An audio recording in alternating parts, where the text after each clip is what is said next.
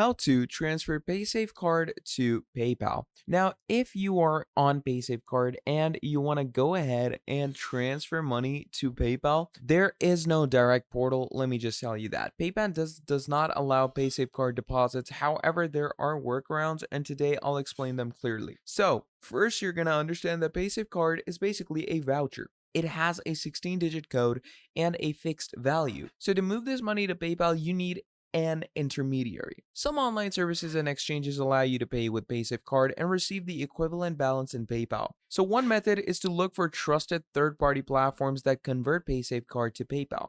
So you can enter your Paysafecard code and the platform will send money from your Paysafecard to your PayPal account, usually with a fee. Another option, which is the easiest option, is basically use your Paysafecard's MasterCard and connect it to your PayPal. And from there on out, what you can do is you simply use Paysafecard to pay through PayPal.